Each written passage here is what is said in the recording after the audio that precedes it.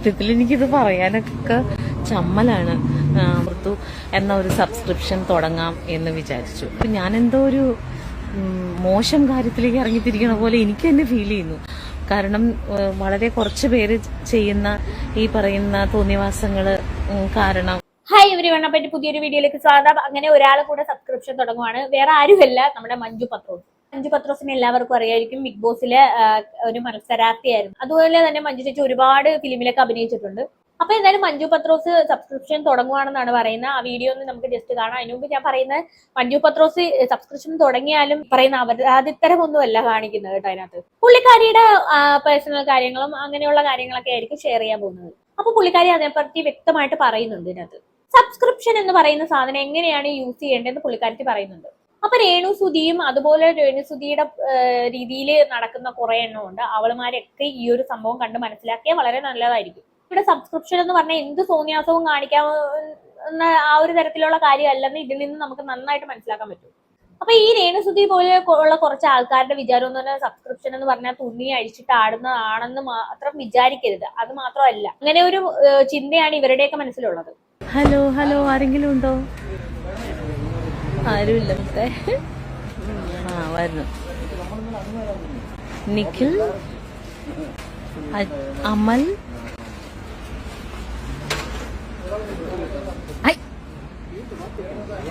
Sooraj, Sean.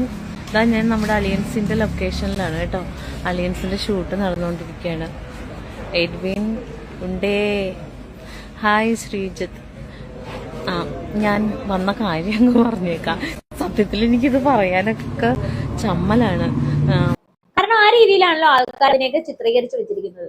Subscription എന്ന് കേൾക്കുമ്പോ തന്നെ അതൊരു അപരാധമാണെന്നുള്ള രീതിയിൽ എല്ലാവരും അങ്ങനെയാണ് ചിത്രീകരിച്ചു വെച്ചിരിക്കുന്നത് ആ ഒരു സാധനത്തിന്. പറഞ്ഞാൽ ഇങ്ങനെയുള്ള കുറെ എണ്ണമുണ്ട്, കുറെ പെണ്ണുങ്ങളുണ്ട് ഈ വൃത്തികെട്ട രീതിയിൽ വീഡിയോ ചെയ്തിടുന്ന സബ്സ്ക്രിപ്ഷനിൽ. അങ്ങനെയുള്ളവളുമാരാണ് ഈ ഒരു രീതിയിൽ ആക്കി വെച്ചിരിക്കുന്നത്. ഓൾറെഡി അങ്ങനെയുള്ളവര് ഈ ഒരു പിക്ചർ, ഈ സബ്സ്ക്രിപ്ഷൻ എന്ന് പറഞ്ഞു കഴിഞ്ഞാൽ ഇങ്ങനെയുള്ള രീതിയിലുള്ള വീഡിയോസ് കാണിക്കാനാണെന്നുള്ള ഒരു കാര്യം, ഒരു സംഭവമാണ് ചിത്രീകരിച്ചു വെച്ചിരിക്കുന്നത്. സത്യം പറഞ്ഞ സബ്സ്ക്രിപ്ഷൻ എന്ന് പറയാൻ തന്നെ ഇപ്പൊ ഓരോ ആൾക്കാർക്ക് പേടിയായിരിക്കും. ജനങ്ങളൊക്കെ വേറെ പലതും ഒക്കെ ഉദ്ദേശിച്ചായിരിക്കും സബ്സ്ക്രിപ്ഷനിലേക്ക് കയറി വരുന്നത്.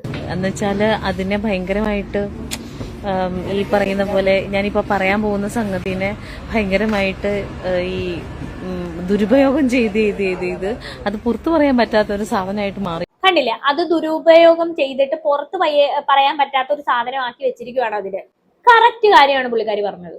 ആ പറഞ്ഞതിനോട് 100% ഞാൻ യോജിക്കുന്നുണ്ട്. ഇങ്ങനെയുള്ള കുറെ ഇവളുമാര് ഇൻസ്റ്റഗ്രാമിൽ ഇങ്ങനെ ഒരു സംഭവം, സബ്സ്ക്രിപ്ഷൻ എന്ന് പറയുന്ന ഒരു സംഭവം കൊടുത്തിരിക്കുന്നത് അത് മറ്റൊരു രീതിയിൽ ഇങ്ങനെ കാണിക്കാൻ വേണ്ടിയിട്ടാണെന്നുള്ള രീതിയിൽ വരുത്തി തീർത്തിരിക്കുകയാണ്. ഈ പറയുന്ന മഞ്ജു ചേച്ചിയെ പോലെയുള്ള കുറെ പേര് ഇങ്ങനെയുള്ള രീതിയിൽ വീഡിയോ ചെയ്തു കഴിഞ്ഞാൽ, അതുപോലെ തന്നെ നമ്മൾ നല്ല രീതിയിലുള്ള വീഡിയോ ചെയ്തു കഴിഞ്ഞു കഴിഞ്ഞാൽ ഈ കാര്യങ്ങൾക്ക് പിന്നെയും ഒരു കുറവ് വരും. എന്നാലും ഞാൻ പറയുവാണ്, മഞ്ജു പെണ്ണെ, എടീ രാധിക, എന്തോ ഞാൻ പറയാൻ പോയത്, എനിക്ക് ഈ ഇൻസ്റ്റയില് മറ്റേ സബ്സ്ക്രിപ്ഷന്റെ ആ സാധനം വന്നിട്ടുണ്ട്. അപ്പൊ ഞാൻ ഓർത്തു എന്ന ഒരു സബ്സ്ക്രിപ്ഷൻ തുടങ്ങാം എന്ന് വിചാരിച്ചു. അപ്പോ ഈ സബ്സ്ക്രിപ്ഷൻ എന്ന് പറയുന്ന വാക്ക് പറയുമ്പോ ഞാനെന്തോ ഒരു മോശം കാര്യത്തിലേക്ക് ഇറങ്ങിത്തിരിക്കണ പോലെ എനിക്ക് തന്നെ ഫീൽ ചെയ്യുന്നു.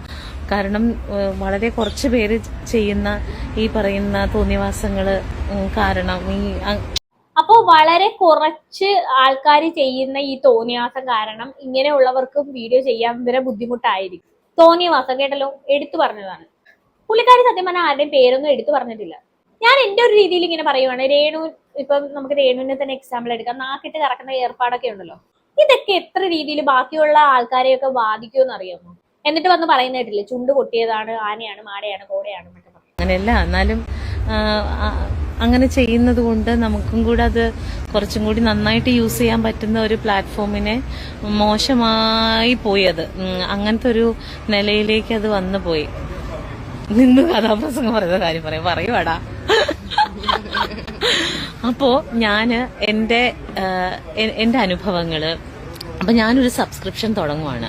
നിങ്ങൾ പറ്റുന്നവർ സബ്സ്ക്രൈബ് ചെയ്യണം. പക്ഷെ സബ്സ്ക്രൈബ് ചെയ്യുമ്പോൾ ഇതേപോലെയുള്ള ത്രസിപ്പിക്കുന്ന രംഗങ്ങളൊന്നും അതിനകത്ത് ഉണ്ടാവില്ല. അപ്പോ കേട്ടല്ലോ, അപരാധത്തിന് വേണ്ടിയിട്ടല്ല. എന്തായാലും അവരുടേതായിട്ടുള്ള ചില എക്സ്ക്ലൂസീവ് കാര്യങ്ങളൊക്കെ കാണിക്കാൻ വേണ്ടിയിട്ടാണ് അവർ സബ്സ്ക്രിപ്ഷൻ തുടങ്ങുന്നത്. എന്തായാലും പുള്ളിക്കാരി അത് പറയും എന്തൊക്കെയാണെന്നുള്ളത്.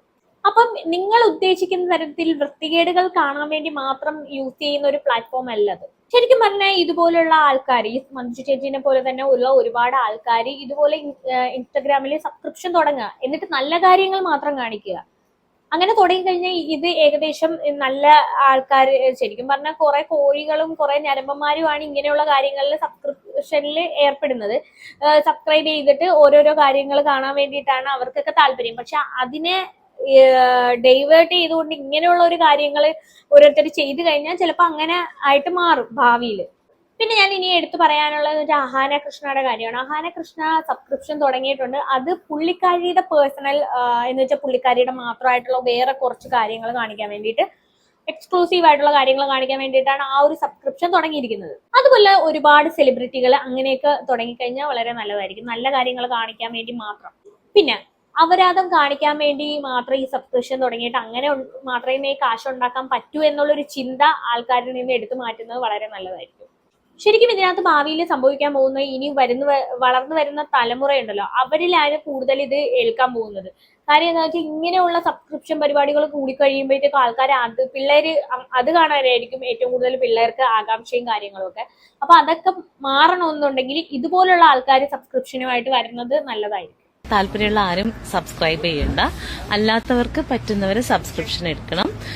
എനിക്ക് പറയാനുള്ളത് എൻ്റെ ഈ ഫീൽഡിൽ വന്നിട്ടുള്ള അനുഭവങ്ങൾ, അതല്ലാത്ത എൻ്റെ ജീവിതയാത്രകൾ, ഇനി എന്തെങ്കിലും ചെറിയ യാത്രകൾ പോവുകയാണെങ്കിൽ അങ്ങനെയുള്ള എൻ്റെ രസകരമായിട്ടുള്ള, എൻ്റെ വിഷമിപ്പിക്കുന്ന, എൻ്റെ സന്തോഷങ്ങൾ, അങ്ങനെയെല്ലാം എനിക്ക് ഷെയർ ചെയ്യാനുള്ള ഒരു സ്ഥലം എന്നുള്ളതാണ് ഞാൻ ഉദ്ദേശിക്കുന്നത്. അപ്പോൾ പറ്റുന്നവർ ഇത് സബ്സ്ക്രിപ്ഷൻ എടുക്കണം കേട്ടോ. അത് പറയാൻ വേണ്ടിയിട്ടാണ്. ഈ പറയുന്ന പോലെ ഇതില്ല, മറ്റേ ഇതില്ല കേട്ടോ, അത് ആദ്യമേ പറഞ്ഞേക്കാം. മുത്ത എന്തെങ്കിലും പറയടി എന്റെ ആൾക്കാരോട്. എല്ലാരും മഞ്ജുമ്മയുടെ ഭയങ്കര ഇൻട്രസ്റ്റിംഗ് ആയിരിക്കും. നീ എടുക്കുവോ? നീ എടുക്കുവോ? ഭയങ്കര ഇൻട്രസ്റ്റിംഗ്. രണ്ടുപേരും ഓൾറെഡി ആയിട്ടുണ്ട്. മുത്തോട്ട് വേറൊരാൾ ഓൾറെഡി എടുത്ത്. അപ്പൊ 2 പേരുണ്ട്. 5 പേരാണെങ്കിലും ഞാൻ സബ്സ്ക്രിപ്ഷൻ ഉള്ളവർക്ക് ഞാൻ തരും, കണ്ടന്റ് തരും. ഹായ് പറയൂ. അപ്പൊ ഇനിയിപ്പോ ആരൊക്കെ ഉള്ളേന്ന് നോക്കട്ടെ. മറ്റേതില്ലടാ, മറ്റേതില്ല. കിച്ചു, അഖിൽ, ഹായ് മഞ്ജു ചേച്ചി, ലൊക്കേഷനിലാണോ? അപ്പൊ എന്തായാലും നമുക്ക് കാത്തിരിക്കാം സബ്സ്ക്രിപ്ഷൻ എങ്ങനെ ഇത്രയും നല്ല രീതിയിൽ യൂസ് ചെയ്യാൻ പറ്റുമെന്ന് പുള്ളിക്കാരി എന്തായാലും കാണിച്ചു തരുമെന്നാണ് പറഞ്ഞിരിക്കുന്നത്. അപ്പൊ എന്തായാലും നേരെ മറിച്ച് ഓരോരുത്തർ വന്നിട്ട് പറയുന്നത് എനിക്ക് സബ്സ്ക്രിപ്ഷനിൽ ഇത്ര രൂപ കിട്ടി, നിങ്ങൾക്ക് വേണ്ട ലൈവുകളും മറ്റതും മറിച്ചതും ഒക്കെ ഞാൻ കാണിച്ചു തരാമെന്ന് പറഞ്ഞാണ് വേറുള്ളവന്മാര് വരുന്നത്. ഇനിയും എന്റെ കൂടുതൽ ഹോട്ട് വീഡിയോസും കാര്യങ്ങളൊക്കെ വേണമെങ്കിൽ സബ്സ്ക്രൈബ് ചെയ്യുമെന്നൊക്കെ പറഞ്ഞാണ് കുറെ ആൾക്കാരെന്ന് പറയുന്നത്. പക്ഷെ അങ്ങനെയൊന്നുമല്ല, ഇതിങ്ങനെയും സബ്സ്ക്രിപ്ഷൻ തുടങ്ങാം. പിന്നെ ചിലർ വന്നിട്ട് പറയും സബ്സ്ക്രിപ്ഷന് നിന്ന് കിട്ടുന്നതിൽ കുറച്ച് പൈസ ഞാൻ അനാഥാലയത്തിൽ കൊടുക്കും, അല്ലെന്നുണ്ടെങ്കിൽ വൃദ്ധസദനത്തിൽ കൊടുക്കും എന്നൊക്കെ പറയുന്നുണ്ട്. എന്തിനാണ് അതൊക്കെ? എന്ത് പറയണേ? എങ്ങനെ കാണിച്ചുണ്ടാക്കുന്ന കാശൊക്കെയാണ്? അങ്ങനെ കൊടുത്തിട്ട് എന്താ പ്രയോജനം? അപ്പൊ ഇവര് ഉദ്ദേശിക്കുന്നത് എന്താന്ന് വെച്ചാൽ അനാഥാലയത്തിന്റെ അല്ലെങ്കിൽ വൃദ്ധസദനങ്ങളുടെ ഒക്കെ പേര് പറഞ്ഞു കഴിഞ്ഞാൽ കുറച്ചുകൂടെ സപ്പോർട്ട് കിട്ടുമല്ലോ എന്ന് വിചാരിച്ചിട്ടായിരിക്കും. ഇനി ഇതാരാണ് പറഞ്ഞതെന്നും കൂടെ ഞാൻ അത് കാണിച്ചു തരാം. ആ ഒരു വീഡിയോയും കൂടെ കണ്ടിട്ട് വാ. ലഭിക്കുന്ന പൈസ എന്തെങ്കിലും ചാരിറ്റി അങ്ങനെയെല്ലാം ചെയ്യാൻ ഉദ്ദേശിക്കുന്നുണ്ടോ? ഉറപ്പായിട്ടും ഉദ്ദേശിക്കുന്നത്. എനിക്ക് ഞാൻ സുധിച്ചേട്ടന്റെ മരണ ദിവസമാണ്, അതായത് ജൂൺ 5-ന്. ചടങ്ങൊന്നുമില്ല, ആരെയും ക്ഷണിക്കുന്നുമില്ല. എന്നും കൂടെ പറയാണ്, ചടങ്ങൊന്നുമില്ല. കാരണം 3-ാമത്തെ വർഷമാണ്. കേട്ടില്ലേ? സബ്സ്ക്രിപ്ഷനിൽ നിന്ന് കിട്ടുന്ന കുറച്ച് പൈസ ഞാൻ ചാരിറ്റിക്ക് കൊടുക്കുന്നു. എന്തിനാണ് ഇത്രയും കഷ്ടപ്പെട്ട് ഇങ്ങനത്തെ കാര്യങ്ങളൊക്കെ കാണിച്ചിട്ട് അതിൽ നിന്ന് കിട്ടുന്ന പൈസ കൊടുക്കുന്നത്? അതിന് വല്ല പ്രയോജനമുണ്ടോ? എന്തായാലും ഇത്രയും വിശാല ഹൃദയ മനസ്സുള്ള ഒരു വ്യക്തിയാണോ ഈ പറയുന്ന രേണു? എന്തായാലും അത് അറിയാൻ സാധിച്ചതിൽ വളരെ സന്തോഷം. എന്തായാലും ഇതിൽ കൂടുതലൊന്നും എനിക്ക് പറയാനില്ല. എന്തായാലും മഞ്ജു പത്രോസ് സബ്സ്ക്രിപ്ഷൻ തുടങ്ങാൻ പോകുന്നു. എന്തായാലും അത് കണ്ട് എല്ലാവരും മനസ്സിലാക്കട്ടെ. നല്ല രീതിയിലായിരിക്കണം തുടങ്ങുന്നത്. എനിക്ക് അത്രേ പറയാനുള്ളൂ. ഇങ്ങനെ തുടങ്ങി വരുമ്പോൾ സബ്സ്ക്രിപ്ഷനിൽ ആള് കുറവാണെന്നും പറഞ്ഞ് വേറൊന്നും പോയി ചെയ്യരുത്, അത്രേ പറയാനുള്ളൂ. എന്തായാലും അത് തുടങ്ങിയിട്ട് എങ്ങനെ അത് യൂസ് ചെയ്യാൻ പറ്റുമെന്ന് നമുക്ക് എന്തായാലും കണ്ടറിയാം.